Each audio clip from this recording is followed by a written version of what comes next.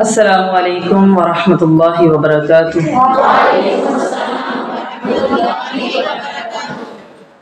اللہم لک الحمد کلہ ولک الشکر کلہ وبیدک الخیر کلہ وإلیک یرجع الامر کلہ علانیتہ وسرہ وأہل أنت أن تعبد وأهل أنت أن تحمد وأهل أنت أن يصلى لك ويسجد.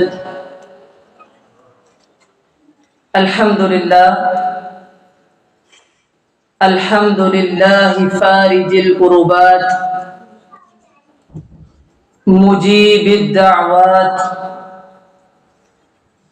الحمد لله هادي إلى الصواب.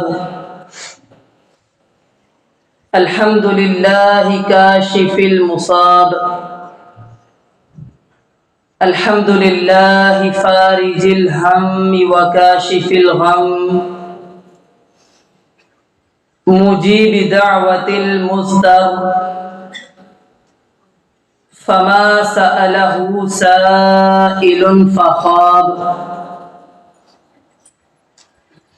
يسمع جهر القول وخفي الخطاب. اللهم لك الحمد أنت نور السماوات والأرض ومن فيهن، ولك الحمد أنت قيم السماوات والأرض ومن فيهن، ولك الحمد أنت رب السماوات والأرض ومن فيهن، ولك الحمد لك ملك السماوات والأرض ومن فيهن. أنت الحق وقولك الحق ولقاؤك الحق، والجنة حق والنار حق، والنبيون حق ومحمد حق صلى الله عليه وسلم، والساعة حق. اللهم لك أسلمنا وإليك أنبنا وإليك حاكمنا وعليك توكلنا، فاغفر لنا ذنوبنا كلها. أنت المقدم وأنت المؤخر، لا إله إلا أنت. قال الله تعالى في القرآن المجيد والفرقان الحميد: أعوذ بالله السميع العليم من الشيطان الرجيم من همزه ونفخه ونفثه.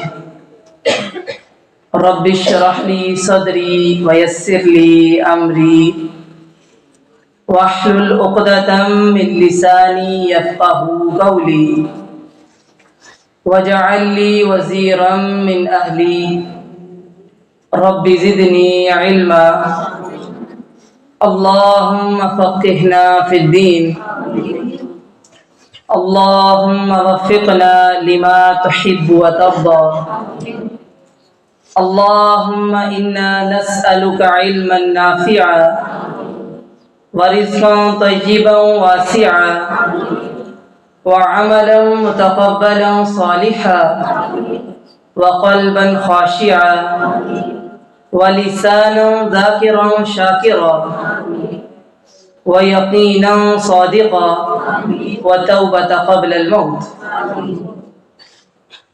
اللهم صل على محمد وعلى آل محمد كما صليت على إبراهيم وعلى آل إبراهيم إنك حميد مجيد.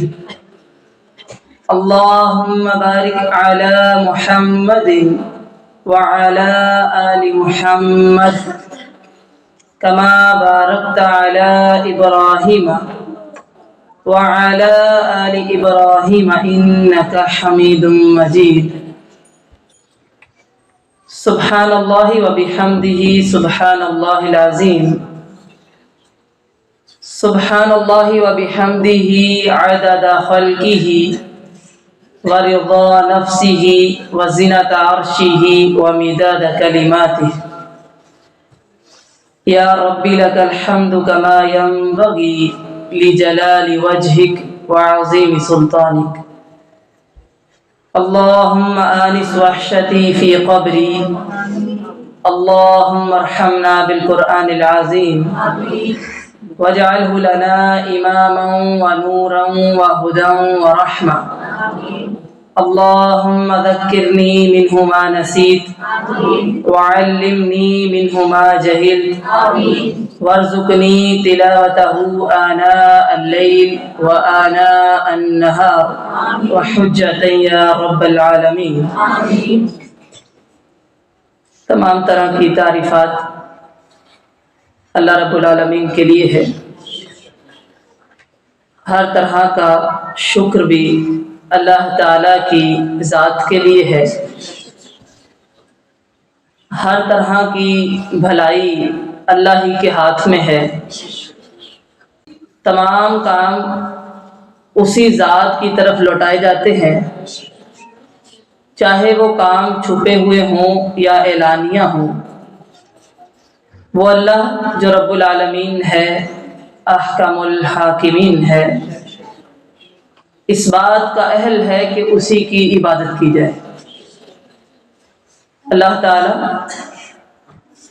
اس بات کا حقدار ہے کہ اسی کی تعریف کی جائے. اللہ تعالیٰ اس بات کے سب سے زیادہ لائق ہے کہ اسی کے لیے نماز پڑھی جائے اور اسی کو سجدہ کیا جائے.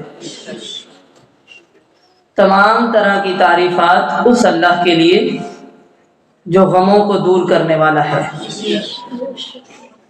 ہر طرح کی تعریف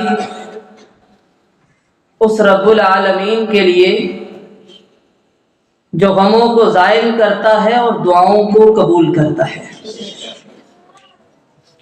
تمام طرح کی تعریفیں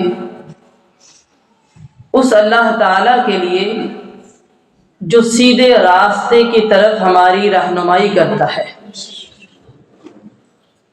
ہر طرح کی تعریف اس پروردگار کے لیے ہے جو شدید مشکلات کو زائل کرتا ہے. تمام طرح کی تعریفات اس اللہ کے لیے جو بے بس دلوں کی پکار کو سنتا ہے، جواب دیتا ہے، قبول کرتا ہے. جو اس کے علاوہ کسی اور سے سوال کرے وہ ناکام اور نامراد ہے. وہ اللہ کہ اس کے لیے ایک برابر ہے، چاہے ہم اونچا بولیں یا دل میں سوچیں. تمام طرح کی تعریفات اس اللہ کے لیے جو آسمان و زمین کا نور ہے، جو آسمان و زمین کا رب ہے، جو آسمان و زمین کا مالک ہے. اس کی ہر بات حق ہے، اس کا قول بھی حق ہے، اس کی ملاقات بھی حق ہے. اس نے جو جنت اور جہنم بنائی ہے وہ بھی حق ہے. جو انبیاء بھیجے ہیں وہ بھی حق ہیں، اور محمد رسول اللہ صلی اللہ علیہ وسلم بھی حق ہیں، اور قیامت بھی برحق ہے. ہمارے لیے کیا ہے کہ اللہ میں آپ کے لیے اسلام لائی، آپ پر ایمان لائی، آپ پر توکل کیا، لہٰذا میرے گناہوں کو معاف فرما دے. اس کے بعد ہر طرح کا درود و سلام نبی مکرم صلی اللہ علیہ وسلم کی ذات اقدس و اطہر پر. دیکھیے قرآن مجید اللہ تعالیٰ کا کلام ہے، اس کی کتاب ہے. اگر عظمت قرآن کی بات کی جائے تو قرآن کی جو عظمت ہے کما حقہ، یعنی جیسے اس کا حق ہے صحیح معنوں میں، یا تو اس سے اللہ تعالیٰ واقف ہے جس نے کتاب نازل کی ہے، یا پھر رسول اللہ صلی اللہ علیہ وسلم واقف ہے جن پر کتاب نازل ہوئی ہے۔ کما حقہ، میں نے کہا ہم تو پیروکار ہیں۔ عظمت قرآن یا صحیح معنوں میں اللہ کے علم میں ہے جس کا کلام ہے، یا پھر رسول اللہ صلی اللہ علیہ وسلم کے علم میں ہے جن پر نازل کیا گیا ہے۔ ہم تو بس اتنا کر سکتے ہیں کہ جو انہوں نے فرما دیا ہے اس کو ڈھونڈ کر لے آئیں اور آپ کے سامنے رکھ دیں، بس۔ لہذا صحیح معنوں میں عظمت قرآن سے اللہ تعالی واقف ہیں یا پھر رسول اللہ صلی اللہ علیہ وسلم واقف ہیں۔ ہم بس وہ فرمان لا کے آپ کے سامنے رکھ سکتے ہیں۔ تو قرآن مجید کی عظمت کیا ہے؟ میں نے کہا آج میں نے نہیں بیان کرنی بھائی، آج ایسا کرتے ہیں قرآن سے ہی پوچھتے ہیں، کیونکہ قرآن کا ایک اصول ہے، القرآن یفسر بعضہ بعضا، قرآن اپنا مفصل خود ہے۔ ایک جگہ قرآن حکم نازل کرتا ہے تو دوسری جگہ اس کی تفصیل خود ہی بیان کر دیتا ہے، یعنی قرآن کی تفسیر اصل میں قرآن سے ہی ہو جاتی ہے۔ ہم تو ویسے ہی کوئی القابات رکھ لیتے ہیں مفسر قرآن، اصل مفسر تو اللہ تعالیٰ ہی ہے، ہم صرف اس کو ڈھونڈ کے لاتے ہیں اور آپ کے سامنے رکھتے ہیں بس۔ لہٰذا قرآن کے اس اصول کے مطابق کہ قرآن خود اپنی عظمت کو کیسے بیان کرتا ہے، بہت سے مواقع ہیں، لیکن میں نے آج آپ کے سامنے 5 ہی مقامات رکھنے ہیں، 5 مقامات، اور 5 ہمارے بڑے بڑے مسائل کا حل اسی میں ہے۔ قرآن مجید کے کتنے مقامات ہیں؟ 5، اور 5 بڑے مسائل کا، آج کے دور کے جو مسائل ہیں ان کا حل بھی اسی میں ہے۔ قرآن کا ایک اعجاز یہ ہے کہ اس میں ترتیب کا بھی حسن پایا جاتا ہے، حسن ترتیب ہے۔ مثلا جو پہلی آیت میں آپ کے سامنے رکھوں گی وہ ایک ہی آیت ہے، دوسرا مقام 2 آیتیں، تیسرا مقام 4 آیتیں، چوتھا مقام 6 آیات، اور 5واں مقام جس پہ ہم بس کر دیں گے وہ 8 آیات ہے، یعنی آیات بھی بڑھتی چلی جائیں گی۔ ٹھیک، قرآن اپنی عظمت کو خود کیسے بیان کرتا ہے؟ پہلا مقام سورہ حشر کی آیت ہے، آپ کو معلوم ہوگا، اللہ تعالیٰ فرماتے ہیں لو انزلنا هذا القرآن على جبل لرأيته خاشعا متصدعا من خشية الله وتلك الأمثال نضربها للناس لعلهم يتفكرون۔ اگر ہم یہ قرآن، یہ پہلی عظمت ہے، اب بھولنا نہیں ہے، ٹھیک ہے، اگر یہ قرآن، اللہ فرماتے ہیں اگر ہم اپنا یہ کلام کسی پہاڑ پر نازل کرتے تو وہ کیا ہوتا؟ پھٹ جاتا، دب جاتا، جھک جاتا، ریزہ ریزہ ہو جاتا۔ کس وجہ سے؟ من خشیت اللہ، اللہ کے ڈر سے۔ وَتِلْكَ الْأَمْثَالُ نَضْرِبُهَا لِلنَّاسِ لَعَلَّهُمْ يَتَفَكَّرُونَ، یہ مثالیں ہیں، ہم لوگوں کے لیے بیان کرتے ہیں تاکہ لوگ غور و فکر کریں۔ اچھا ایک بات سمجھ آئی، قرآن کے وہ مضامین جو بڑے باریک اور لطیف ہوتے ہیں نا، ایک ہے موٹا موٹا مضمون، تمام تعریفیں اللہ کے لیے، وہ اللہ جو رحمان اور رحیم ہے، قیامت کے دن کا مالک ہے، ہم اسی کی عبادت کرتے ہیں، اس سے مدد مانگتے ہیں، ٹھیک ہے، یہاں تک یہ تو سمجھ آ گیا۔ بعض ایسے مضامین ہوتے ہیں جو بڑے باریک ہوتے ہیں، جن کا ادراک عقل سے ماورا ہوتا ہے، یعنی عقل سے زیادہ ہے، ٹھیک ہے، عربی کہتے ہیں اسے ما لا یدرک کلہ، کہ آپ وہاں تک پہنچ نہیں سکتے۔ بعض قرآن کے ایسے مضمون ہوتے ہیں جیسے قرآن کی عظمت، کہ جب اللہ تعالیٰ نے فرمایا کہ اس کی عظمت اتنی ہے پہاڑ پر اتر جاتا تو پہاڑ پھٹ جاتا، تو ہمارا ادراک نہیں ہوتا اس تک، کیا پہاڑ پھٹ جاتا، کیا ریزہ ریزہ ہو جاتا ہے؟ کیا بھاری ہے؟ ہم اس کا ترجمہ سمجھ لیتے ہیں، اردو سمجھ میں آ گئی، لیکن اصل میں لا یدرک کلہ، اصل ادراک نہیں ہوتا ہمیں کہ اس کی عظمت کتنی ہے۔ جب کوئی مضمون اتنا باریک ہو کہ اس سارے کی سمجھ نہ آ رہی ہو تو اللہ تعالیٰ کا ایک اصول ہے، اس مضمون کو سمجھانے کے لیے اللہ تعالیٰ مثال کے ذریعے بیان کرتے ہیں۔ وَتِلْكَ الْأَمْثَالُ نَضْرِبُهَا لِلنَّاسِ، یہ مثالیں ہیں، ہم لوگوں کو کیوں بتا رہے ہیں؟ تاکہ وہ غور و فکر کریں۔ مثال کیا ہے؟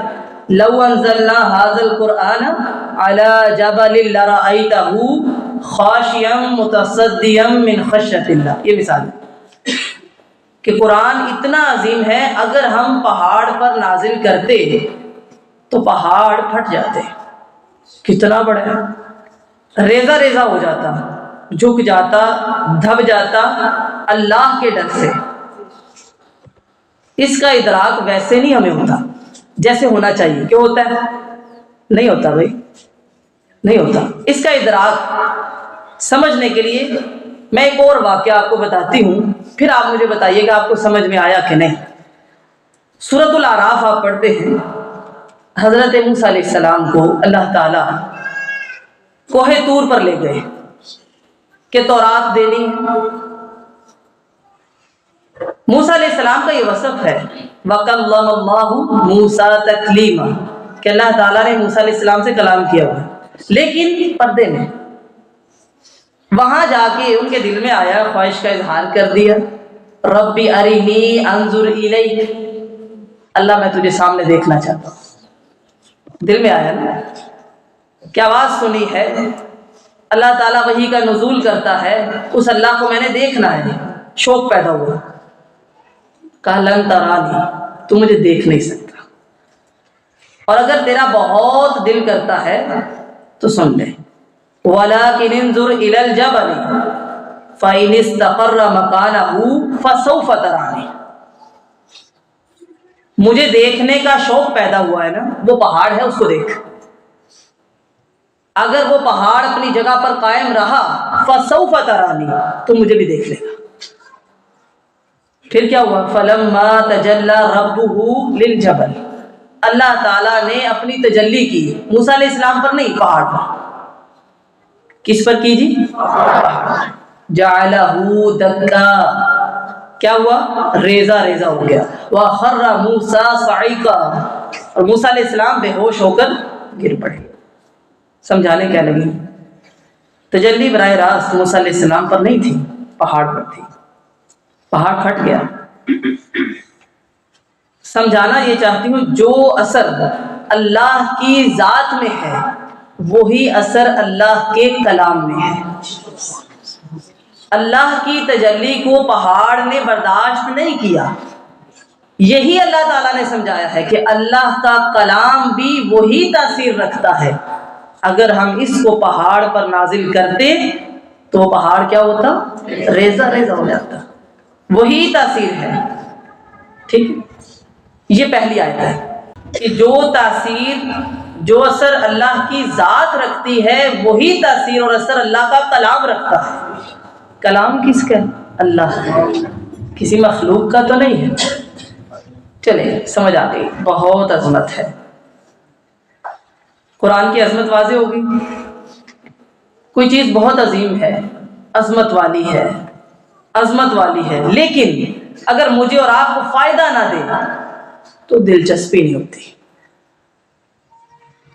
پہلی بات سمجھ آئی کہ قرآن بڑا عظیم ہے، اس کی تاثیر کتنی ہے جتنی اللہ کی ذات کی ہے، لیکن وہ جتنا بھی عظیم ہے، اس قدر عظیم ہے، اس کے باوجود ہمارا معاشرہ تو جہالت میں نظر آتا ہے۔ اب اس کی وجہ کیا ہے؟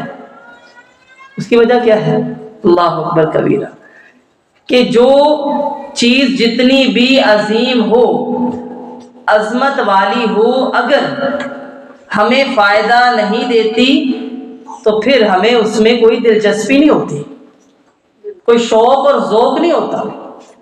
ایسے ہی اب پہلا مقام مکمل ہو گیا، دوسرا مقام آ جاتے ہیں، دو آیتیں پھر۔ اب یہ صرف عظیم نہیں ہے، اس کا تعلق ہم سے ہے، اس کا فائدہ بھی ہمیں ہے، اور اس کا ذوق اور شوق بھی ہونا چاہیے۔ یہ دوسرا مقام ہے، 2 آیات ہیں سورہ یونس۔ اللہ تعالیٰ فرماتے ہیں یا ایھا الناس قد جاءتکم موعظۃ من ربکم وشفاء لما فی الصدور وہدی ورحمۃ للمؤمنین۔ پہلے کہا وہ عظیم ہے، عظیم تر ہے، تاثیر بڑی اس کی۔ یہاں تک بات ختم ہو جاتی تو ہم بھی بیان کر کے کہتے ہیں چلو جی کام ختم، کہ نہیں؟ تمہارا بہت بڑا فائدہ اسی میں ہے، اس کے بغیر تم ناکارہ ہو۔ وہ کیا؟ اے لوگو تحقیق تمہارے پاس ایک نصیحت آئی ہے۔ سب سے پہلے کیا ہے؟ موعظہ، واعظ۔ پھر وشفاء لما فی الصدور، سینوں کے روگ کا علاج ہے۔ پھر وہدن، ہدایت ہے، اور پھر ورحمۃ للمؤمنین، مومنوں کے لیے رحمت ہے۔ اب اس کا تعلق ہم سے جڑنے جا رہا ہے۔ سب سے پہلے قد جاءتکم موعظۃ من ربکم، موعظہ ہے،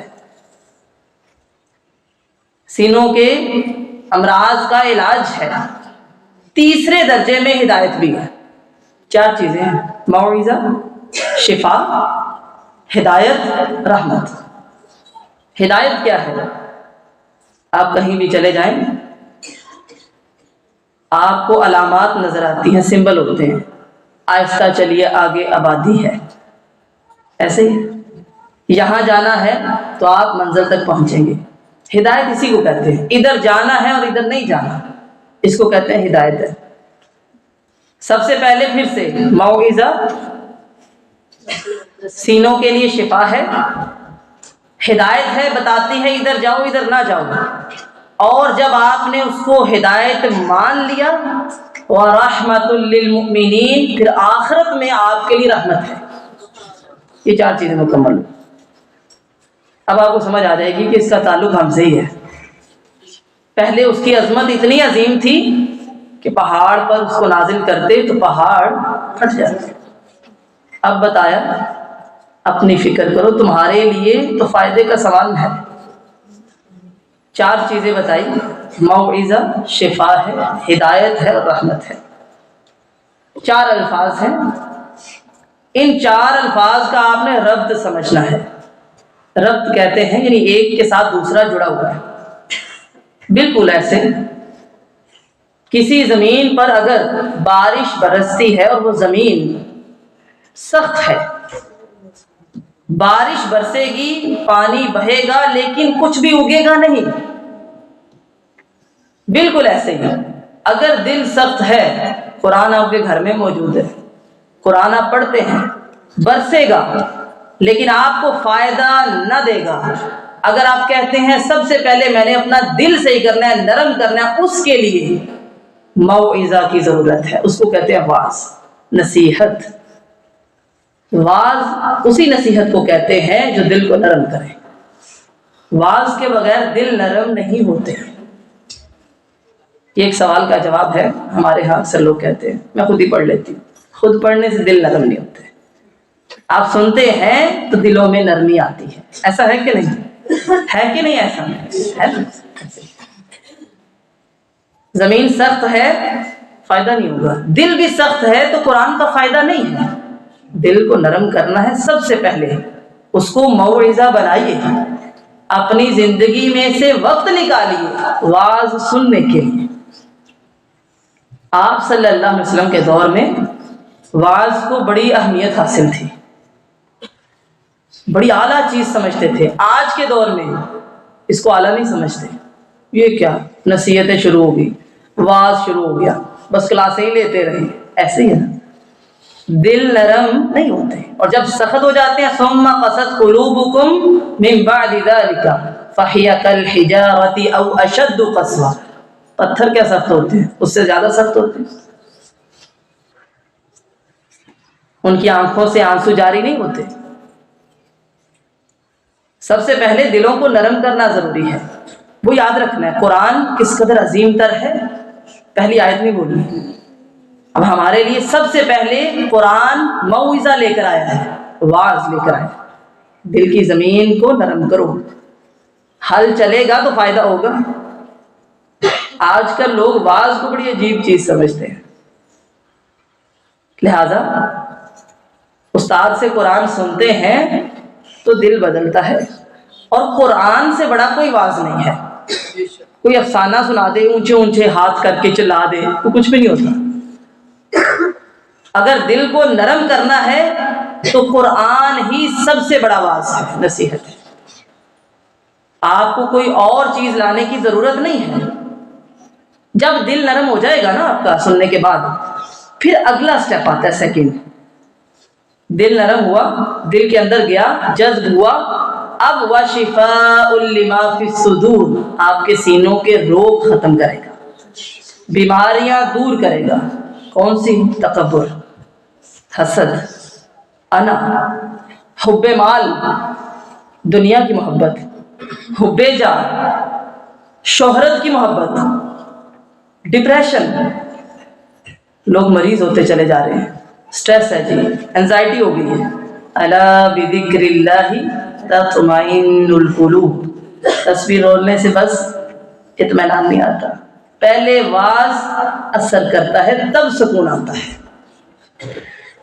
مقصد کو سمجھیے گا، آپ واعظ سنتے ہیں، دل نرم ہو جاتا ہے، تبھی تو دل کی ساری بیماریاں دور ہو جاتی ہیں۔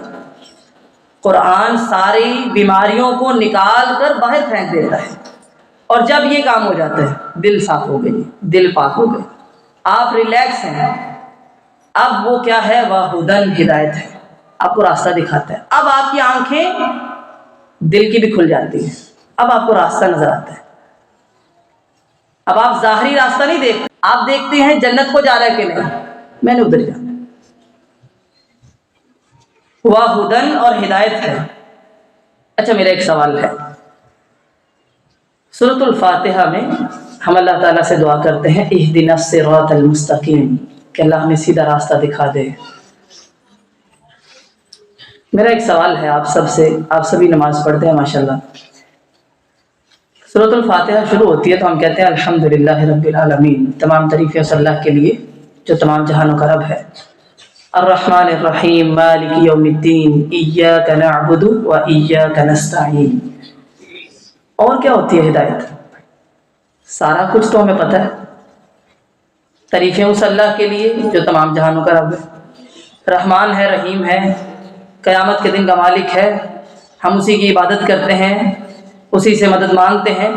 ہدایت تو ساری معلوم ہے، معلوم ہونے کے بعد آپ کہتے ہیں اہدنا الصراط المستقیم۔ آپ نے کبھی سوچا نہیں؟ اب آپ کون سی ہدایت مانگ رہے ہیں؟ جو پیچھے آپ نے کہا وہ ساری ہدایت ہی تو ہے۔ اصل میں ہم سمجھتے ہیں ہدایت کا تعلق صرف ہماری ذات سے ہے، سمجھانا یہ چاہتی ہوں۔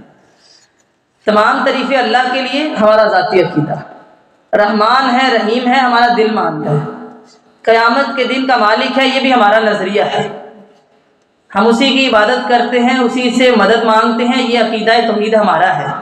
لیکن اب ہم نے کہا اہدنا الصراط المستقیم، انفرادی تو ہم ہیں ہی، اللہ اجتماعی ہدایت دے، نظام قائم ہو سکے، ماحول بدل سکے، وہ نہ بدلے تو آپ کی ہدایت کچھ فائدہ نہ دے۔ قرآن اس کو بدلنے کے لیے ہے، یہ مانگتے ہیں آپ، نہیں تو آپ کو مانگنے کی کیا ضرورت ہے؟ 4 چیزیں مین ہیں، وہ ساری معلوم ہے آپ کو۔ پھر بھی آپ نے کہا اللہ ہمیں سیدھا راستہ دکھا۔ راستہ ان کا جیسے انبیاء کا تھا، جو آئے اور اقوام کو بدلا، ماحول کو بدلا، صالحین کا تھا، شہداء کا تھا، بدلنے کے لیے جانیں بھی دے دی۔ معلوم ہوا ہدایت انفرادی بھی اور اجتماعی بھی۔ نظام سمجھتے ہیں، یہ جو انفرادی ہدایت ہے نا، یہ تو اللہ نے ہمارے اندر رکھی ہوئی ہے۔ وَنَفْسٍ وَمَا سَوَّاهَا فَأَلْهَمَهَا فُجُورَهَا وَتَقْوَاهَا، ہر بندے کے اندر ضمیر ہے، اس کو معلوم ہے یہ غلط ہے، یہ صحیح ہے، بے شک وہ کرتا ہے، معلوم ہے یا نہیں؟ معلوم۔ پھر ہم نے کون سی ہدایت مانگی ہے؟ اجتماعی، اللہ نظام بدلنا ہے، معاشرتی نظام ہے، ہمیں توازن کرنا نہیں آتا. میں اور آپ ایک عورت ہیں. اگر ہمیں کہا جائے کہ آپ خود سے اپنے حقوق و فرائض لکھیے, مجھے امید ہے خواتین اپنے حق میں زیادہ بولیں گی. ایسے ہی ہے نا؟ جتنے احساسات ہیں اور ہمدردیاں ہیں وہ عورتوں کے متعلق رکھیں گی. مردوں سے کہا جائے آپ حقوق و فرائض کا توازن قائم کریں, ان کے شکوے عورتوں سے زیادہ ہوں گے. وہ اپنے حق میں بات کریں گے. لہذا توازن میں اور آپ قائم نہیں کر سکتے. قائم کس نے کیا ہے؟ جس نے کائنات بنائی ہے. عورت تیرا یہ کام ہے اور مرد تیرا یہ کام ہے. بس اسی کو فالو کرنے کو ہدایت کہتے ہیں. صرف اپنے آپ کو درست کر لینا کافی تو نہیں. تھوڑا سا فائدہ ہے, باقی نقصان ہی ہے اس کے. لہذا پہلی چیز موعظہ, دوسری شفاء لما فی الصدور, تیسری ہدن ہدایت ہے. نظام معاشرتی ہو, معاشی ہو, سیاسی ہو, تعلیمی ہو, اس کو بدلنا ضروری ہے. نظام وہی بناتا ہے جس نے کائنات بنائی ہے. اس نے جیسا رکھا ہے نا, آپ نے اپنی مرضی کا نہیں چلانا اپنا گھر, اپنا خاندان, اس کی مرضی کا چلانا ہے. اس کو کہتے ہیں ہدایت. اہدنا الصراط المستقیم. ہمیں کہا جائے نا کہ ہم اپنی مرضی کا کام کریں, ہم عدل قائم نہیں کر سکتے. کارخانے کا مالک ہے, سارا دن بیٹھا رہتا ہے, لیکن اس نے کارخانہ بنایا ہے, سب سے زیادہ فائدہ وہی حاصل کرتا ہے. مزدور 24 گھنٹے بھی کام کرے, ملتی اس کو مزدوری ہے. توازن قائم کرنے والی ذات اللہ کی ہے, جس نے حقوق بھی بنائے ہیں, فرائض بھی بنائے ہیں. ماں باپ ہے, اولاد ہے, میاں بیوی ہے, کوئی بھی رشتہ ہو, اسی سے پوچھنا ہے. اصل حاکم وہی ہے, وہ طے کرے گا. حاکم کی بات آ جائے, کسی حاکم سے آپ کہیں, وہ اپنے حق میں بات کرے گا, اپنے آپ کو دیکھے گا, اپنے آپ کو سیکیور کرے گا. عوام کو کہہ دیجئے آپ توازن قائم کریں. عوام تو وہ ہے کہے گی مرد مرد شادی کر لے, آپ کو کیا مسئلہ ہے. توازن کب قائم ہوگا؟ جب اللہ کا نظام چلے گا ہر معاملے میں. سب سے پہلے موعظہ, شفاء لما فی الصدور, ہدن ہدایت ہے. انفرادی تو ہے ہی, وہ تو ضمیر ہے نا اندر. اجتماعی کی بات کرو, آج کی ضرورت ہے. معاشرتی نظام, معاشی نظام, گھریلو نظام, خاندانی نظام, تعلیمی نظام صحیح کرو. تم خود صحیح ہو, اس کا کیا کریں؟ اپنے بچوں کو کہاں لے کر جاؤ گے بتاؤ؟ تعلیمی نظام کے حوالے کر کے اپنے ہاتھ جاڑ لو گے, دھو لو گے, کافی ہو گیا؟ نہیں. وہ شاعر نے کہا نا, گلا گونٹ دیا اہل مدرسہ نے تیرا, کہاں سے آئے صدا لا الہ الا اللہ. بس ان کے حوالے کر کے یہ سمجھو گے کہ میں ماں ہوں, میں نے اپنا فرض پورا کر دیا. نہیں, تمہیں خود بدلنا ہوگا. اللہ سوال کریں گے, بھائی گھر کی نگران تھی, تو نے کیا سکھایا؟ بھائی اس نے سب سیکھ لیا, جو تو نے سکھایا وہ بتا, تو نے کیا محنت کی ہے. یہ ہے نظام ہدایت. صرف اپنے آپ کو بدلنا کافی نہیں ہے. گھر میں نہ رکھیں آپ ٹی وی موبائل, دوستوں کے ساتھ دیکھ لیں گے بچے. بات تو ماحول کی ہے. اپنی ذات تک تو ہر بندہ عبادت کر لیتا ہے, گھر نہیں بدل سکتا, خاندان نہیں بدلتا, اولاد نہیں بدلتی, رشتہ دار نہیں بدلتے, بستیاں نہیں بدلتی. کہاں جائیں گے ہم اپنے بچے لے کے؟ نسلیں تو انہی کے حوالے ہیں. کیا ہسپتالوں میں نہیں جانا, اسکولوں میں نہیں جانا, کالجز میں نہیں جائیں گے, موبائل حرام کر لیں گے, استعمال تو سب کرنا ہے. بدلنے کی ضرورت ہے نا. جب تک نماز اور قرآن کی بات ہوتی ہے سارے لوگ کر رہے ہیں. اصل بات کیا ہے؟ ذرا ماحول بدلو, اپنا رہن سہن بدلو, اٹھنا بیٹھنا بدلو. قرآن نے دیا ہے, ہمیں ہدایت کا نظام دیا ہے. اچھا اخلاق کی بات کروں نا, اگر تو نوع انسانی میں اخلاق مشترک ہے۔ آپ مجھے اتنا بتا دیجئے، سچ بولنا اچھا ہے اور جھوٹ بولنا برا ہے، کیا یہ ہندو نہیں مانتے؟ یہ بتائیے، نہیں مانتے؟ مانتے۔ وعدہ کرنا اچھی بات ہے اور وعدہ خلافی کرنا بری بات ہے، کیا انگریز نہیں مانتا؟ لوگ مثالیں دیتے ہیں جی وہ وعدے کے بڑے پابند ہیں، مثالیں نہ دیجیے۔ اخلاق نوع انسانی میں شروع سے لے کر اب تک مشترک ہے۔ اصل بات ہے ہدایت کی، نظام کی۔ نظام نہیں بدلا، ہم میں اور کافروں میں کوئی فرق نہیں، ہم بھی ویسے ہی ہیں، ایک جیسے۔ سمجھ آ رہی ہے کہ مشکل لگ رہی میری باتیں؟ جی، اللہ نے نفس بنایا نا، نوک پلک تک اس کی سواری ہوئی ہے، ضمیر کے اندر ہے۔ چھوٹا سا بچہ ہے نا، اس کو پتہ چل جاتا ہے یہ جھوٹ ہے۔ ضمیر میں اللہ تعالیٰ نے انفرادی ہدایت رکھی ہے۔ اصل ہدایت کیا ہے؟ ماحول کو بدلنا، اجتماعی نظام کو بدلنا، وہی مشکل کام ہے۔ سب سے پہلے موعظہ، دل کو نرم کرو بھائی۔ وَشِفَاءٌ لِمَا فِي الصُّدُورِ، دل کی بیماریوں سے پاک صاف ہو جاؤ۔ وَهُدًى، اب راستہ دیکھو، اور وہ راستہ اس کا تعین کرو، گھر میں ماحول بناؤ، پھر رحمت ملے گی۔ اچھا، یہ تین چیزیں مکمل ہوئی، سمجھ آ گئی؟ واعظ بھی ہو گیا، شفا بھی ہو گئی، اور ہدایت بھی ہو گئی۔ جب ہدایت مکمل ہو گئی نا، پھر نتیجہ کیا ہے؟ قیامت کے دن رحمت ہوگی۔ اسی کو آپ صلی اللہ علیہ وسلم نے فرمایا، قیامت کے دن قرآن اپنے پڑھنے والے کے ساتھ ساتھ آئے گا سفارش کرنے کے لیے۔ کس کے لیے؟ یہ نہیں کہا قاری قرآن، نہیں کہا صاحب قرآن کے ساتھ آئے گا۔ قرآن پڑھنے والا، سیکھنے والا، سکھانے والا اور اس پر قائم رہنے والا، اس کی دعوت دینے والا، اس کے ساتھ آئے گا اور کہے گا اس کو جنت میں داخل کیا جائے، اور اللہ تعالیٰ قرآن کی سفارش کو قبول کرے گا۔ قل بفضل اللہ وبرحمتہ فبذلک فلیفرحوا هو خیر مما یجمعون، کہہ دیجئے یہ ہے اللہ کا فضل جس کو تم تلاش کرتے ہو۔ ھذا من فضل ربی، یہ ہے اللہ کی رحمت۔ دنیا میں جتنا کچھ جمع کر رہے ہو سب سے بہتر ہے یہ اللہ کے فضل، اس کی رحمت کا ایک مظہر ہے، اس کو کہتے ہیں قرآن، اس کو کہتے ہیں قرآن۔ خوشیاں منانی ہے تو اس پہ مناؤ۔ جتنا مال، جتنی دولت تم نے جمع کی ہے، یہ قرآن سب سے بہتر ہے۔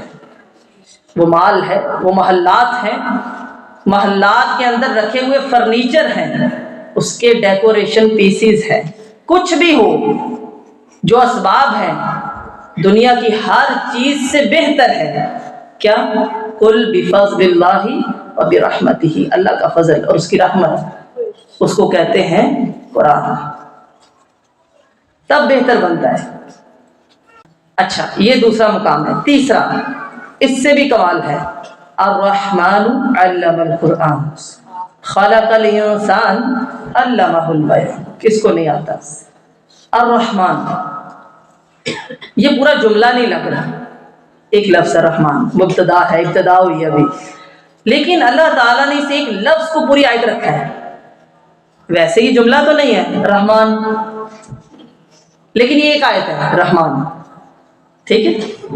4 آیات ہیں، 4 آیتیں ہیں، اور 4 کمال کی چوٹی کی چیزیں ہیں، کہ چاروں ہی کمال ہیں، سب سے پیاری ہے۔ سب سے پہلے رحمان، سب سے پیارا نام، اللہ کا سب سے پیارا نام، سارے نام بہت پیارے ہیں، اس کو میں نے سب سے پیارا کیوں کہا وہ میں بتاتی ہوں۔ ویسے کثرت اللہ تعالیٰ کے لیے اللہ کے نام کی آتی ہے، اللہم، من اللہ، تاللہ، باللہ، ایسے ہی ہے نا۔ عرب بھی اللہ کے نام سے واقف تھے، صرف فرقان میں آتا ہے نا، انہوں نے بولا تھا کہ رحمان کون ہے، ہم نہیں جانتے، یعنی وہ اللہ کے نام سے واقف تھے۔ لیکن غور کریں، یہ نام سب سے پیارا نام ہے رحمان۔ رحمت کے 2 نام ہیں اللہ کے، ایک رحمان اور دوسرا رحیم۔ 113 سورتوں کے سٹارٹ میں آتے ہیں نا، بسم اللہ الرحمن الرحیم۔ سورۃ الفاتحہ میں آتا ہے الحمدللہ رب العالمین الرحمن الرحیم۔ اب یہ فرق کیا، یہ بتانا چاہتی ہوں۔ رحمان فعلان کے وزن پر ہے۔ اس کا معنی ہوتا ہے کہ جو بھی صفت اس وزن پہ آئے گی نا، جو بھی صفت فعلان کے وزن میں آئے گی نا، اس میں طوفانی کیفیت پائی جاتی ہے۔ مثلا غضبان، بہت غصہ، ایکسٹریم پہ، ٹھیک ہے، پہاڑوں جیسی چیز اس میں پائی جاتی ہے۔ رحمان معنی کیا ہے؟ اللہ کی رحمتیں ٹھاٹھیں مارتا ہوا سمندر ہے۔ عام رحمت نہیں ہے، رحم تو ایک ماں کے اندر بھی پایا جاتا ہے۔ اللہ کی رحمت پہاڑوں کے برابر ہے۔ اور ایک اہم چیز اور، نہ صرف اللہ کی رحمت ایک سمندر ہے، سمندر کے ساتھ بہت وسیع سمندر ہے، لیکن دوام اور تسلسل بھی اس میں پایا جاتا ہے۔ دوام اور تسلسل بھی پایا جاتا ہے۔ اللہ کی رحمت ایسی ہے کہ سمندر بھی ہے اور مسلسل رہنے والی بھی ہے، چلتی رہنے والی ہے۔ اس حساب سے اس میں آہستگی ہے کہ وہ قائم رہتی ہے، یعنی کہ آج بڑی رحمت ہے، کل کوئی نہیں، وہ رہتی ہے۔ اچھا، اس کو آپ ایسے سمجھیں، آپ روڈ پہ جا رہے ہیں، آپ نے دیکھا کسی کا ایکسیڈنٹ ہو گیا اور ایک عورت فوت ہو گئی، اس کا بچہ ہے دودھ پیتا اور وہ رو رہا ہے، چیخ رہا ہے۔ یہ منظر آپ نے دیکھا کہیں، عورت کے پاس کوئی بیگ، کوئی پرس، کوئی چیز نہیں ہے کہ معلوم ہو اس کی شناخت کیا ہے۔ 6 ماہ کا بچہ ہے، 8 مہینے کا بچہ، بتا سکتا نہیں، لیکن رو رہا ہے۔ اس کو دیکھنے والا ہر بندہ اس وقت یہی سوچے گا کہ میں اس کا سرپرست بن جاتا ہوں، اس کو گھر لے جاتا ہوں، ٹھیک، ہو سکتا ہے لے بھی جائے۔ اس وقت جوش آیا نا رحم کو، وہ لے گیا ساتھ، گھر گیا، 4-5 اس کے اپنے بچے ہیں۔ جب اس نے دیکھا کہ پالنا مشکل ہو گیا، اس نے کہا کاش نہ ہی لاتا، اور اتنے تھے وہی لے جاتے۔ سمجھانا یہ چاہتی ہوں، یہ دوام نہیں ہے۔ اللہ کی رحمت میں دوام ہے، آج بھی ویسی، کل بھی ویسی، پرسوں بھی ویسی، مرتے دم تک ویسی۔ یہ نہیں کہ آج رحمت ہوگی اور کل کا نہیں، اس پہ رحم نہیں کرنا بھائی، نہیں، یہ ہے رحمان فعلان کے وزن پر، اللہ کی رحمت ہے۔ الرحمن، رحمان، یہ پورا ایک جملہ ہی ہے۔ اچھا، تو اللہ تعالیٰ کی رحمت میں دریاؤں جیسا جوش بھی ہے اور مسلسل بھی رہتی ہے۔ اور سب سے پیارا نام یہ کیوں ہے رحمان؟ اس کا جواب یہ ہے کہ سب سے بڑی ضرورت ہمیں اگر کائنات میں کسی چیز کی ہے تو وہ رحمت کی ہے۔ آپ بولیں گے نہیں، رزق کی ہے۔ اللہ رازق ہے، ہمیں رزق دیتا ہے۔ کیوں دیتا ہے؟ کیونکہ اس نے ہمیں زندہ رکھنا ہے۔ زندہ کیوں رکھنا ہے؟ لِيَبْلُوَكُمْ أَيُّكُمْ أَحْسَنُ عَمَلًا، رزق دینا اس کی بھی ضرورت ہے۔ زندہ رہیں گے، ان کا عمل دیکھوں گا، جنت میں جائیں گے یا جہنم میں، لیکن رحمت صرف ہماری ضرورت ہے، اللہ رحم کر دے۔ اس لیے سب سے پیارا نام ہے رحمان۔ رحمت کیا ہے؟ رسول اللہ صلی اللہ علیہ وسلم نے فرمایا، کوئی انسان عمل کی بنیاد پر جنت میں نہیں جا سکتا سوائے جب تک اللہ کی رحمت نہ ہو۔ بڑا بھی نیک ہے، اللہ کی رحمت ہوگی تو جنتی بنے گا، اور جب اللہ کی رحمت ہو جائے گی تو رسول اللہ صلی اللہ علیہ وسلم نے فرمایا، مسلم کی روایت ہے، اقرأ القرآن، قرآن پڑھا کرو، فَإِنَّهُ يَأْتِي يَوْمَ الْقِيَامَةِ شَفِيعًا لِأَصْحَابِهِ، قیامت کے دن قرآن آئے گا کس کے لیے؟ اپنے پڑھنے والے کے لیے، صاحب قرآن کے لیے سفارشی بن کے آئے، پھر یہ رحمت ہوگی۔ اصل اس کی رحمت تب نظر آئے گی۔ تو پہلی چیز کیا تھی؟ قرآن اس قدر عظیم ہے، پہاڑوں پر نازل ہوتا، پہاڑ دب جاتے۔ دوسرا ہمارے لیے واعظ ہے، واعظ سنیں گے تو واعظ بنے گا نا، آپ خود ہی واعظ کر کے خود تو نہیں نا سن سکتے، ٹھیک ہے، شفا ہے، ہدایت ہے اور رحمت ہے۔ اور تیسرا مقام الرحمن، رحمان ہے، جس کا سب سے پیارا نام ہے، وہ کہتا ہے الرحمن علم القرآن، اسی رحمان نے قرآن سکھایا۔ سب سے پیارا نام بھی رحمان کا اور سب سے پیارا کلام بھی قرآن ہے۔ حالانکہ صرف اللہ نے قرآن نہیں سکھایا ہمیں، ہر طرح کا علم اللہ نے سکھایا. ایسے ہی نا وَعَلَّمَ آدَمَ الْأَسْمَاءَ كُلَّهَا، اس سے مراد کیا ہے؟ ہر طرح کا علم اللہ نے دیا. بھائی آم کی ایک گٹھلی ہے نا، اس میں پورا آم کا درخت ہے، آپ کو نہیں پتا. جب آپ دبائیں گے تو پورا درخت بنے گا. کس نے سکھایا؟ اللہ نے. سماعت دی ہے، آنکھیں دی ہیں، دل دیا ہے. غور کرو، مشاہدہ کرو، سیکھو. بالکل آغاز میں انسان بس پھل کھاتے تھے، گوشت پھل. کسی نے دیکھا ہوگا کہ ایک پتھر دوسرے پتھر پر گرا اور شعلہ پیدا ہوا. انہوں نے مار کے چیک کیا تو پتہ چلا یہ آگ ہے. کس نے سکھایا؟ اللہ نے سکھایا. اسی طرح اسی آگ پر ہانڈی رکھی، دیکھا ڈھکن ہل رہا ہے، پتہ چلا بھاپ بھی کوئی چیز ہے. اسی بھاپ سے پورے انجن بن گئے. کس نے سکھایا؟ اللہ نے. لیکن اللہ تعالیٰ نے یہ نہیں یہاں کہا کہ میں نے سارے علم سکھائے. کہا الرحمن علم القرآن، رحمان نے چوٹی کا علم سکھایا. سب سے کمال علم کون سا ہے؟ وہ قرآن کا ہے. نام بھی سب سے پیارا، کلام بھی سب سے پیارا. اور خلق الانسان، انسان کو رحمان نے بنایا. اچھا انسان کو صرف تھوڑی بنایا ہے، جنات، چرند پرند، جانور، ہر چیز کو کس نے بنایا؟ کس نے پیدا کیا جی؟ کیا جنوں اور فرشتوں کو نہیں پیدا کیا ہے؟ لیکن تخلیقات میں سے سب سے پیاری تخلیق انسانی ہے. اس لیے کہا سب سے پیارا نام، سب سے پیارا کلام اور سب سے پیاری تخلیق خلق الانسان، انسان بنایا ہوئی. اور جب بنا لیا کا سجدہ کرو تو اللہ تعالیٰ فرماتے ہیں فَسَجَدَ الْمَلَائِكَةُ كُلُّهُمْ أَجْمَعُونَ، سارے فرشتوں نے سجدہ کیا. اس آیت میں نا 3 مرتبہ اللہ تعالیٰ نے تاکید کی ہے. فَسَجَدَ الْمَلَائِكَةُ، فرشتوں نے سجدہ کیا. بھائی ٹھیک ہو گیا. كُلُّهُمْ، سب نے. اجمعون، سارے کے سارے. کوئی شبہ نہ رہے کہ اللہ نے مخلوق میں سے اگر کوئی بہترین مخلوق بنائی ہے تو وہ انسان ہے. الرحمن علم القرآن خلق الانسان. کیسے بنایا بھی اس نے؟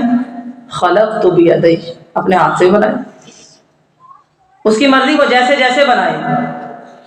الا لہ الخلق والامر، اس کے بنانے کے 2 طریقے ہیں. ایک الامر، حکم دیتا ہے بس. انما امرہ اذا اراد شیئا ان یقول له کن فیکون، کن فیکون، ہو گیا بس. یہ کن سے اس نے 2 مخلوقات بنائی ہوئی ہیں، ایک فرشتے اور دوسرے انسان کی روحیں، ساری روحیں. وَيَسْأَلُونَكَ عَنِ الرُّوحِ قُلِ الرُّوحُ مِنْ أَمْرِ رَبِّي، اللہ کے حکم سے بنی ہے روحیں ساری. یعنی روح اللہ کے کن کا کمال ہے سارا. اس نے کن کہا بن گئی. تو روح کہاں سے آئی؟ آسمان سے آئی. کہاں سے آئی؟ آسمان سے آئی. ایک ہے اس کی تخلیق، الخلق، اس میں وقت لگتا ہے. مثلا آم کی گٹھلی ہے، درخت بننے میں وقت لگتا ہے. بچہ ہے 9 مہینے کے بعد پیدا ہوتا ہے. ایسی آسمان زمین بنائے، اس کی مرضی 6 دنوں میں بنایا. اس نے وقت لگایا نہیں، اس کی مرضی ہے. ہمیں ایسے ہی بنایا اس نے. منہا خلقناکم وفیہا نعیدکم ومنہا نخرجکم تارۃ اخری، پیدا کیا دوبارہ لوٹائے گا، پھر سے کھڑا کر لے گا، اس کی مرضی. اس سارے میں وقت لگتا ہے، اور یہ وقت لگانے میں اس نے ہمیں مٹی سے بنایا، ہمارے جسم کو. اور روح کہاں سے بنائی؟ کن سے، آسمان سے. جسم کیسے بنایا؟ وقت لگا، مٹی سے بنایا. خوراک کا بھی یہی حساب ہے. آپ مٹی سے ہیں، ہر وقت کھاتے ہیں، مٹی سے خوراک آتی ہے، بھوک لگتی ہے. روح آسمان سے ہے، اللہ نے اس کی خوراک بھی آسمان سے اتاری ہے. اس کو کہتے ہیں قرآن. الرحمن علم القرآن خلق الانسان. اور جب کوئی قرآن حاصل کر لیتا ہے، قرآن اس کو چھوڑتا نہیں ہے. رسول اللہ صلی اللہ علیہ وسلم نے فرمایا قیامت کا دن ہوگا، یجیء صاحب القرآن، صاحب قرآن کو لایا جائے گا. یہ نہیں کہا حافظ قرآن، صاحب قرآن. قرآن والا ہونا چاہیے، پڑھنے والا، سیکھنے والا، یاد کرنے والا، عمل کرنے والا، آگے پہنچانے والا، اس کو کہتے ہیں صاحب قرآن۔ اس کو لایا جائے گا، قرآن بھی آئے گا، اور قرآن کہے گا یا ربی حلی، اے اللہ اس کو بہترین لباس پہنایا جائے۔ یہ قرآن سفارش کرے گا۔ فَيُلْبَسُ تَاجَ الْكَرَامَةِ، اور اس کو عزت کا اللہ تعالیٰ تاج پہنائیں گے۔ یہ قرآن کی سفارش ہے۔ پھر قرآن کہے گا یا ربی زدہ، اللہ اور بڑھا دے اس کا۔ فَيُلْبَسُ حُلَّةَ الْكَرَامَةِ، اللہ تعالیٰ عزت کا لباس بھی پہنائیں گے۔ پھر قرآن کہے گا یا ربی ارض عنہ، اللہ اس سے راضی ہو جائے۔ آخری چیز یہ ہے فَيَرْضَى عَنْهُ، لہذا اللہ اس سے راضی ہو جائیں گے۔ مزہ تو زندگی کا تبھی ہے نا کہ اللہ راضی ہو جائے۔ الرحمن علم القرآن خلق الانسان علمہ البیان، رحمان جس نے قرآن کا علم دیا ہے، انسان کو پیدا کیا ہے، کس کے لیے؟ قرآن کے لیے۔ علمہ البیان، اور اس نے بولنا سکھایا۔ ویسے سوچنا، سمجھنا، سننا، دیکھنا سب اللہ نے سکھایا ہوا ہے، لیکن اللہ تعالیٰ نے یہاں فرمایا میں نے بولنا سکھایا۔ باقی تمام صلاحیتیں اللہ نے سکھائی ہیں۔ ایسا کیوں ہے کہ اللہ تعالیٰ نے یہ فرمایا علمہ البیان، کہ اللہ نے بولنا سکھایا۔ اللہ نے دیکھنا سکھایا نا۔ بعض جانور ہم سے زیادہ تیز دیکھتے ہیں، اندھیرے میں ان کی آنکھوں میں ہی لائٹ ہوتی ہے۔ ہم سنتے ہیں، بعض جانور ہم سے زیادہ تیز سنتے ہیں، سونگتے تیز ہیں، لیکن بولنے کی قوت اللہ نے انسان کو دی ہے۔ سب سے پیارا نام رحمان، سب سے پیارا کلام قرآن، سب سے پیاری تخلیق انسان، اور سب سے پیاری صلاحیت بیان کرنا، بولنا۔ دیکھیں نا وکیل اچھا بولتے ہیں، 5-5 لاکھ لے لیتے ہیں، کیا ہے؟ بولنے کی قوت ہے۔ کب بولنا ہم نے سکھایا، لیکن ایک چیز نامکمل ہے۔ ویسے اللہ نے 3 بتائی، چوتھی نہیں بتائی۔ کا رحمان قرآن سکھایا، بھائی انسان بنایا، بولنا سکھایا۔ اب جوڑے نسبت اور تناسب بنائے ذرا۔ 3 چیزیں میں نے تمہیں دے دی ہیں، چوتھی تلاش کرو۔ اگر قوت بیان ہے، بولنا آتا ہے تو قرآن پڑھو، بیان کرنا ہے تو قرآن بیان کرو۔ اللہ نے زبان دی ہے نا، اس کا استعمال کرو۔ کر لو گے من قرأ حرفا من کتاب اللہ فلہ بہ حسنۃ والحسنۃ بعشر امثالھا، ایک حرف پڑھ لو اللہ 10 نیکیاں دے گا۔ اور الف لام میم ایک حرف نہیں ہے، الف حرف ولام حرف ومیم حرف، لیکن صحیح تو پڑھو، زندگی میں پڑھو تو صحیح۔ قیامت کا دن ہوگا، ترمذی کی روایت ہے، رسول اللہ صلی اللہ علیہ وسلم نے فرمایا صاحب قرآن کو لایا جائے گا، اللہ فرمائیں گے اقرأ وارتقی ورتل کما کنت ترتل فی الدنیا، پڑھتا جا اور چڑھتا جا، ویسے ہی ٹھہر ٹھہر کے پڑھ جیسے دنیا میں ترتیل کے ساتھ پڑھتا تھا، ویسے پڑھ، لیکن ترتیل کے ساتھ۔ ذرا محنت تو کر، تیری آخری منزل وہ ہے جہاں تیری آخری آیت ہے۔ ساری زندگی گزار دی، 20 سال، 30، 40، 50، 60، کہاں بیٹھے ہم؟ نہ صحیح پڑھنا آتا ہے، نہ سینے میں کچھ محفوظ ہے، نہ سارے قرآن کی سمجھ ہے۔ اور جس کو صحیح سمجھ آ جائے نا، وہ سیر نہیں ہوتا، وہ یہ نہیں کہتا بس آ گئی، اس کو پتہ چل جاتا ہے ابھی بہت کچھ ہے، ابھی اور حاصل کرنا ہے۔ ہمیں ایک تو آتا جاتا کچھ نہیں، اور ہم کہتے ہیں ہمیں سارا آتا ہے، یہ غلط ہے، ہمیں کچھ بھی نہیں آتا۔ محنت تو کر، گر گر کے تو سنبھل جائے گا، اللہ تعالیٰ اس پہ بھی اجر عطا کرے گا۔ مشکلات ہیں اللہ کے لیے ہیں، کیا وہ جانتا نہیں؟ علیم بذات الصدور ہے، دل میں آتا ہی ہے نا کہ نہیں بھائی میں نہیں کر سکتی، بہت مشکل ہے، کچھ بھی مشکل نہیں ہے۔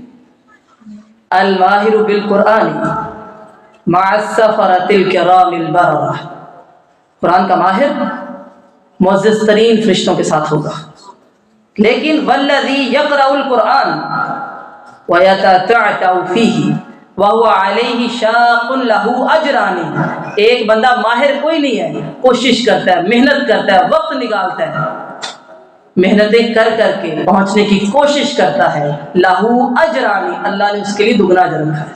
کر تو صحیح، محنت کرو۔ الرحمن علم القرآن خلق الانسان علمہ البیان، اسی کی نسبت سے ایک حدیث ہے، حضرت عثمان بن عفان بیان کرتے ہیں کہ رسول اللہ صلی اللہ علیہ وسلم نے فرمایا، آپ نے معروف ترین حدیث ہے، اکثر سنی ہوگی، پڑھی ہوگی، خیرکم من تعلم القرآن وعلم، تم میں سے بہترین وہ ہے جو قرآن سیکھے اور سکھائے۔ کہ جب من یا من آ جاتے ہیں اس کا مطلب ہوتا ہے کہ سب سے بہتر ہے، انا خیر منہ، میں اس سے بہتر ہوں۔ خیرکم من تعلم القرآن وعلم، دنیا بھر کے لوگوں میں اگر کوئی بہتر ہے تو وہ جو قرآن سیکھے اور سکھائے۔ کیوں نہیں سمجھ آتا ہمیں؟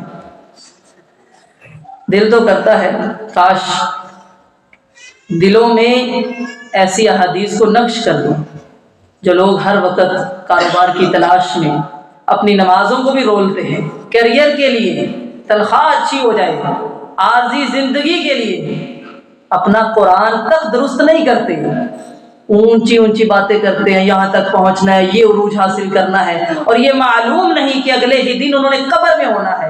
اللہ کرے کہ ان کے دل میں نقش کر دوں، خیرکم من تعلم القرآن وعلمہ، سن لو تم میں سے بہترین وہ ہے جو قرآن سیکھے اور سکھائے۔ اپنی اس عارضی زندگی کو اس چیز کے لیے وقف کرو۔ ہم نے کئی مہینے، کئی سال، کئی دن ضائع کر دیے، گزر چکی زندگی، کیا پتا اگلے دن ہوں گے یا نہیں۔ اٹھو آگے بڑھو، اللہ نے بچے دیے، 4 دیے، 5 دیے، بیٹیاں دی ہیں، کہو میں نے ان کو دین سکھانا ہے، میں نے اپنے بیٹوں کو دین سکھانا ہے، اور صحیح معنوں میں سکھانا ہے، وقف کرنا ہے، جیسے 10 سال اسکول جاتے ہیں ویسے۔ اٹھو، سوچو، میری قبر میں اولاد نے تھوڑی جانا ہے بھی میں نے بھی حاصل کرنا ہے، مجھے کیا مسئلہ ہے، میں بھی سیکھوں گی، رک رک کے گر گر کے جاؤں گی، لیکن اللہ کی جنت کی مہمان بنوں گی۔ جو قرآن کی طرف آتا ہے اللہ تعالیٰ اس کو خالی ہاتھ نہیں لوٹاتا، آؤ تو صحیح، سیکھو، پڑھو، سکھاؤ، عمل کرو اور آگے بھی پہنچاؤ۔ بڑی بات یہ ہے، دیکھیے ذرا، پہلے حاصل کرو اور پھر آگے بھی لے کر چلو۔ تمام انبیاء اللہ تعالیٰ نے ان کی رسالت کی کڑیاں رکھی ہیں، وہ 3 ہی ہیں۔ مثلا اللہ تعالیٰ نے نازل کیا جبرائیل امین کے ذریعے 2 کڑیاں، اور پھر اس نبی پر نازل ہوا اور انہوں نے آگے پہنچا دی۔ لیکن امت محمد میں 4تھی کڑی آ گئی، اللہ نے نازل کیا جبرائیل امین کے ذریعے، انہوں نے پہنچایا رسول اللہ صلی اللہ علیہ وسلم، اور آپ کی نبوت تو ختم ہوگی لیکن رسالت ختم نہیں ہوئی، آپ کے بعد اس امت کی کڑی جاری ہے، اس نے آگے بھی پہنچانا ہے۔ بتاؤ کیا آگے پہنچایا؟ ہم نے تو سب بلا دیا، اس لیے آج ذلت میں ہے، اربوں کی تعداد میں ہے مسلمان، کوئی رائے لینا ان کی پسند نہیں کرتا۔ کیا ہے؟ ہم اہل القرآن نہیں ہیں، سارے وسائل ہمارے قدموں کے نیچے ہیں، لیکن پھر بھی ہم ذلت میں ہیں، کیونکہ ہم نے قرآن چھوڑا ہے، قرآن سے دوری اختیار کی ہے۔ گھر میں موجود ہے، پڑھنا نہیں آتا، سینے میں موجود نہیں ہے، سمجھنا نہیں آتا، سمجھ لیا تو عمل نہیں کیا، عمل کر کے کچھ بدلا نہیں ہے۔ یہ کون سا مقام تھا؟ 3، الرحمن علم القرآن خلق الانسان علمہ البیان۔ 3 مقام ہو گئے، یاد ہو گئے؟ چلیں آگے چلتے ہیں، 4تھا مقام سورہ عبس، کلا انہا تذکرہ فمن شاء ذکرہ فی صحف مکرمہ مرفوعۃ مطہرہ بأیدی سفرہ کرام بررہ۔ 4تھا مقام۔ 5ویں مقام کے بعد آپ کو چھٹی، لیکن یہ مقام سننے کے بعد آپ نے بولا بہت سنا، اتنی دیر بیٹھے، آپ زمین پہ بیٹھے ہیں، سردی بھی ہے، آپ نے ٹیک نہیں لگائی، لیکن اگر یہاں سے کچھ لے کے نہیں گئے تو یاد رکھیے نہ آنے کا فائدہ ہے نہ بیٹھنے کا۔ عزم کر کے اٹھیے بھائی، زندگی ایک دفعہ ملنی ہے، لوگ کہتے ہیں نا شادی ایک دفعہ ہوگی، بھائی زندگی بھی ایک بار ملتی ہے، خالی ہاتھ نہیں جاؤں گی۔ جو خالی جائے گا کہے گا رب ارجعون، اللہ ایک دفعہ واپس لوٹا، دوبارہ سیکھ کے آؤں گی، لیکن واپسی ممکن نہیں ہے۔ اپنی زندگیوں کو ضائع نہ کیجیے، اپنے بچوں کی زندگیوں کو ضائع نہ کیجیے، آپ سے سوال ہوگا۔ یہ چوتھا مقام ہے کلا انہا تذکرہ۔ بھائی سن لو، قرآن بڑی کوئی نئی باتیں نہیں ہیں، سن لو، نئی باتیں نہیں ہیں، اصل میں جو تمہیں بھول گیا ہے قرآن اسی کو بار بار یاد کرواتا ہے، یاد دہانی ہے، بس سوکھی سی بات ہے۔ مثلا آپ کو کسی نے تحفہ دیا، قلم دے دیا، کوئی ڈائری دے دی، آپ مصروف تھے، آپ نے اپنے بیگ میں رکھ دیا اور بیگ کو الماری میں رکھ دیا، سال گزر گیا، ایک دن آپ الماری صاف کر رہے تھے، آپ کو جنون آیا کہ صفائیاں کر لوں، الماری کھولی آپ نے، بیگ نکالا، قلم نکالا، قلم دیکھ کے کون یاد آیا؟ دینے والا، اسی کو کہتے ہیں تذکرہ۔ قرآن دیکھا، کون یاد آیا؟ جو قرآن نہ دیکھے وہ اللہ کو یاد نہیں کرتا، جو قرآن نہ پڑھے وہ اللہ کو یاد نہیں کرتا، جو قرآن نہ سمجھے وہ اللہ کو یاد کرنے والا نہیں ہے، جو قرآن سیکھتا نہیں ہے، سنتا نہیں ہے، عمل نہیں کرتا، وہ اللہ کا ذکر کرنے والا نہیں ہے، چاہے ہزاروں دفعہ وہ تسبیح کرے۔ سب سے بڑا ذکر کون سا ہے؟ اِنَّا نَحْنُ نَزَّلْنَا الذِّكْرَ، ہم نے یہ ذکر اتارا ہے، کون سا؟ قرآن۔ عمل کرتے ہو یاد آ جاتا ہے، بھائی کس پر عمل کیا ہے؟ اللہ کے کلام پر۔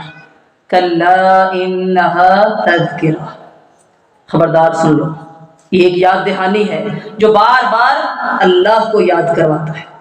قرآن کو دیکھ کر اللہ یاد آتا ہے، روح کو سکون آتا ہے، اللہ کی محبت ملتی ہے۔ انسان میں نسیان ہے نا، نسیان سے یعنی بھول جاتا ہے، لیکن اللہ تعالیٰ نے یاد دہانی کے لیے قرآن رکھا ہے کہ یاد کرو، میں نے تم سے وعدہ لیا تھا الست بربکم، میں تمہارا رب نہیں ہوں، اور تم نے کہا تھا آسمانوں کے اوپر تمام روحوں نے کہا تھا قالوا بلا، کیوں نہیں اللہ تم ہی رب ہے، بھول گئے؟ اب میں یاد نہیں، یہ ہے تذکرہ۔ جب بار بار تذکرہ ہوتا ہے کلا بل ران علی قلوبہم ما کانوا یکسبون، دل کے زنگ اتر جاتے ہیں۔ اکثر لوگ کہتے ہیں کتنا سننا ہے، کتنا پڑھنا ہے، بھائی کتنی دیر؟ بھی جب تک سانسیں تب تک۔ آپ صلی اللہ علیہ وسلم نے 23 سال پڑھے،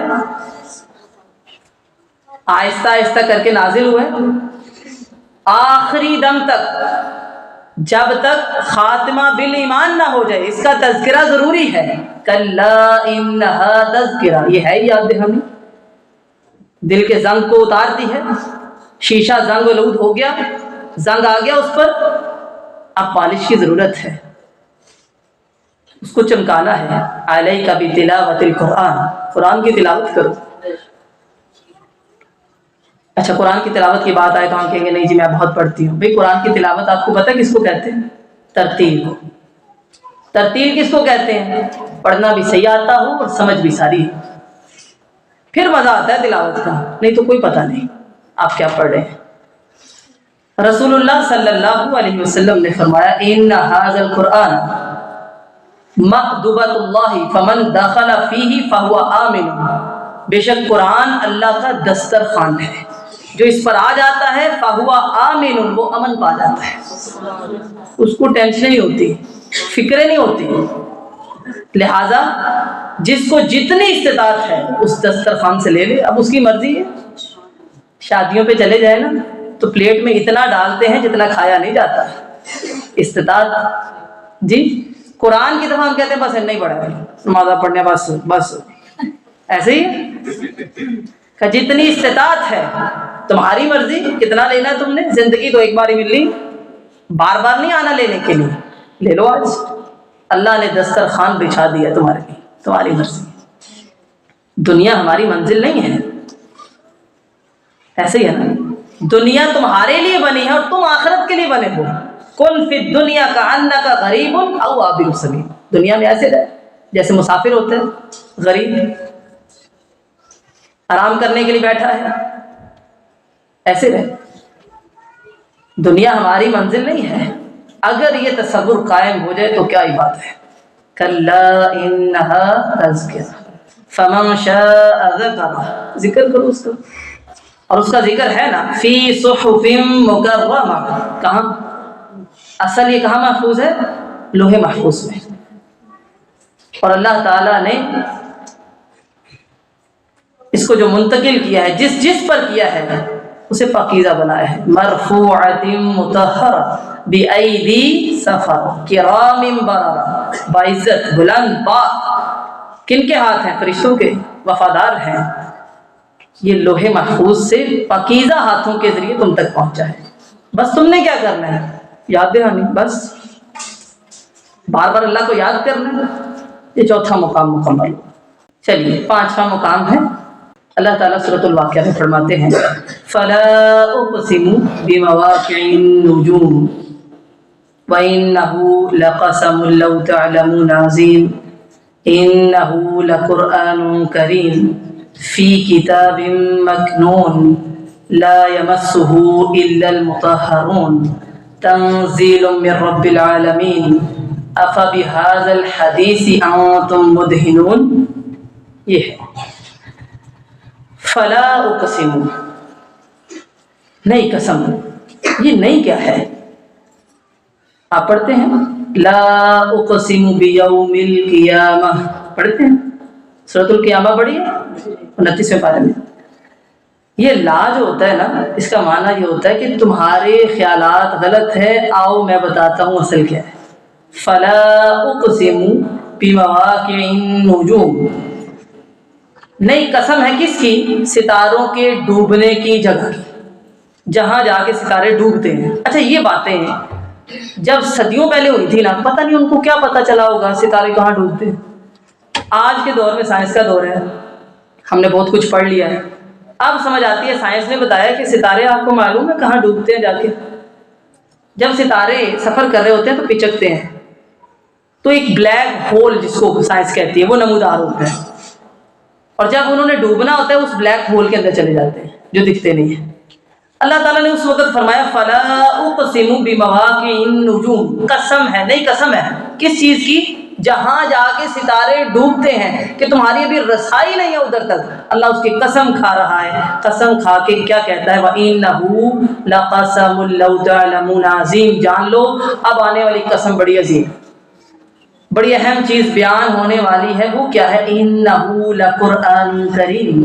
اس سے بڑی کوئی عظمت نہیں ہے کہ قرآن ایک کریم کتاب ہے، کرم کر دیتی ہے جو اس کے ساتھ جڑتا ہے. فی کتاب مکنون، یہ تو ہیرا ہے. ہیرے کی قدر ہیرے والا ہی جانتا ہے، سونے کی قدر سونار ہی جانتا ہے. اگر ہمیں قرآن کی قدر نہیں تو ہم قرآن والے نہیں.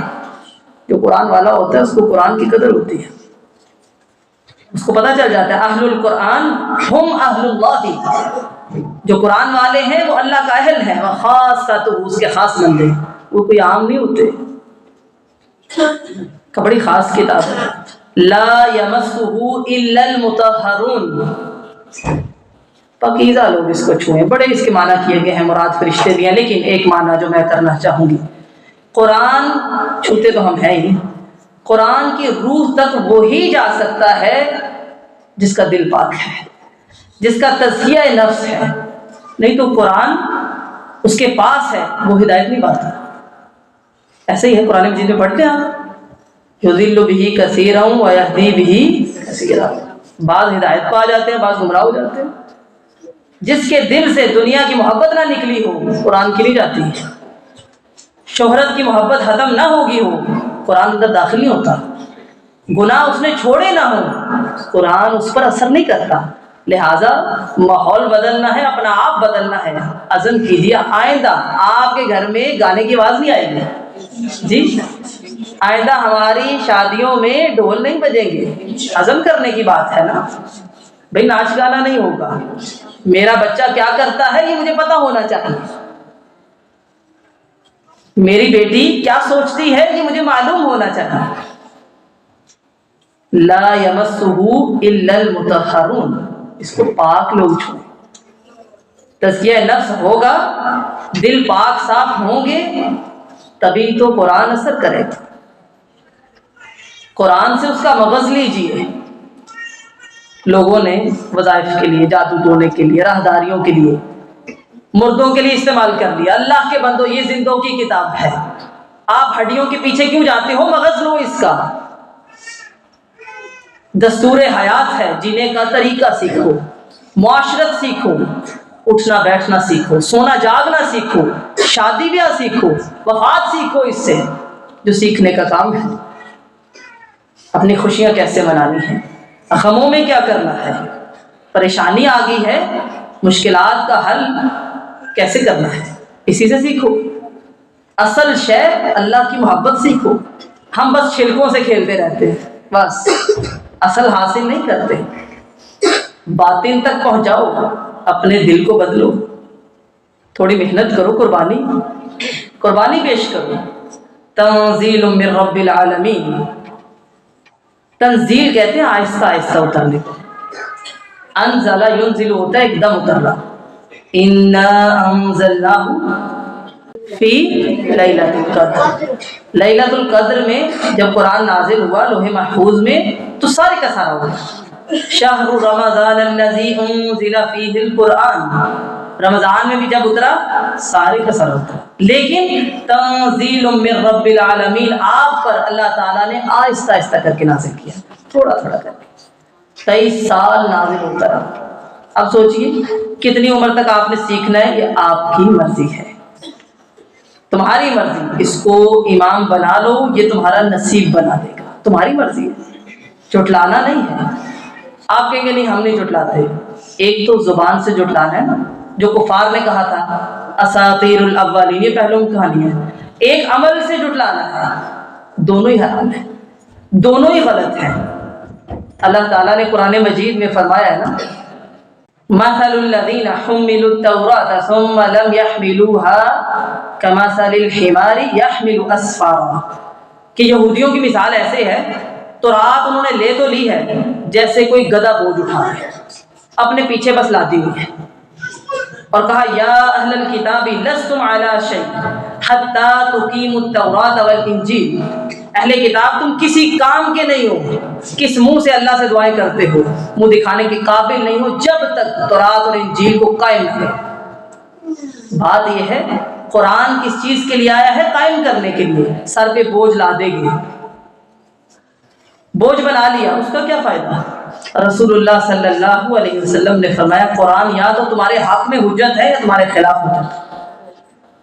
ایک بندہ ساری زندگی گناہ کرتا رہا، سورۃ البقرہ اس کے لیے پڑھ لی جائے تو کیا فرق پڑتا ہے بتائیے؟ ایک ایک آیت پہ اس سے پوچھا جائے گا ہاں بھائی تو نے کیا تھا؟ نہیں کیا، وہ تو بوجھ ہے۔ لہذا قرآن کو اپنے اوپر لادنا نہیں ہے۔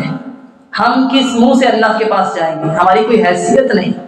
آج آپ دیکھیے 30 لاکھ لاکھوں کی تعداد میں حاجی اللہ کے دربار میں حاضر ہوتے ہیں، ذرہ برابر ہمارے حالات میں فرق نہیں آتا، کیوں؟ کمائیاں بھی حرام ہیں اور بوجھ بھی بس لادے ہوئے، عمل نہیں۔ یہ ہے تکذیب بالعمل، گٹھڑی ہے بس، یہ ایک آئینہ ہے ہمارے لیے۔ یا آخری آیات تنزیل من رب العالمین افبہذا الحدیث انتم مدہنون، اللہ کا انداز کمال ہے۔ بتاؤ کیا اس بات سے کہاں سے تم پھیرے جاتے ہو؟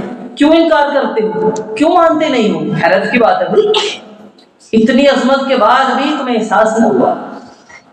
اپنی زندگی کے کتنے سال لگا دیے بتائیے، کتنے مہینے لگا دیے، کتنے دن لگا دیے، بھائی راتیں لگا دی میں نے، راتیں لمبی ہو گئی ہیں قرآن کے لیے نہیں۔ رسول اللہ صلی اللہ علیہ وسلم نے فرمایا ان قریب بڑے بڑے فتنے نمودار ہوں گے۔ تو صحابہ کرام نے سوال کیا کہ فتنوں سے بچنے کا طریقہ کیا ہے؟ یہاں پر تھوڑا سا میں رکنا چاہوں گی۔ ہم ہوتے ہیں نا تو ہم کہتے ہیں اچھا فتنے کب آئیں گے، کون کون سے ہوں گے، کیسے آئیں گے، کدھر سے آئیں گے؟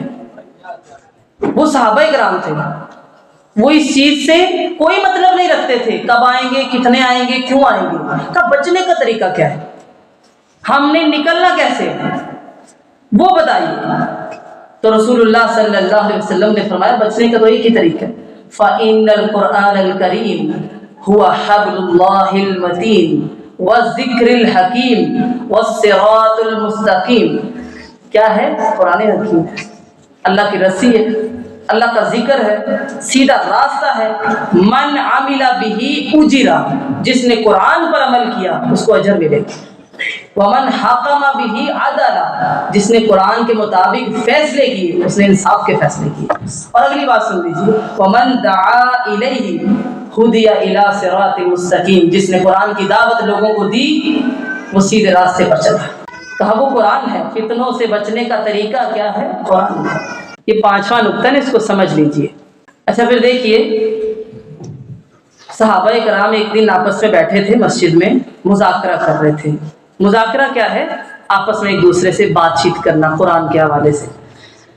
تو رسول اللہ صلی اللہ علیہ وسلم آئے اور کہا ابشروا، خوشخبری ہے تم سب کے لیے، فإن ھذا القرآن، یہ جو قرآن ہے، طرفہ بید اللہ و طرفہ بایدیکم، اس کا ایک سرا اللہ کے ہاتھ میں ہے اور ایک سرا تمہارے ہاتھ میں، تمہاری مرضی ہے۔ فتمسکوا بہ، تمہاری مرضی ہے، اس کو مضبوطی سے تھام لو۔ اللہ کی رسی ہے، ایک طرف تو اللہ نے خود پکڑا ہے، اور اگر تم نے اس کو تھام لیا لن تہلکوا، تم کبھی ہلاک نہیں ہوگے، ولن تضلوا بعدہ ابدا، اس کے بعد کبھی گمراہ نہیں ہوگے، لہذا اس کو تھام لو۔ یہ کیا ہے؟ القرآن ہوا حبل اللہ الممدود من السماء الى الارض، قرآن اللہ کی رسی ہے، اللہ نے اس کو نیچے لٹکا دیا ہے، تمہاری مرضی ہے تھامو، اس کی انگلی پکڑو اور چلو اور فلاح پا جاؤ، اس پر ایمان لاؤ، اس کی تلاوت کرو، اس پر غور و فکر کرو، ایک ایک آیت کی سمجھ ہونی چاہیے، اس پر عمل کرو، اس کو قائم کرو، اس کو آگے پہنچاؤ۔ لہذا ساری بات کا خلاصہ کیا ہے؟ قرآن سے جڑنا۔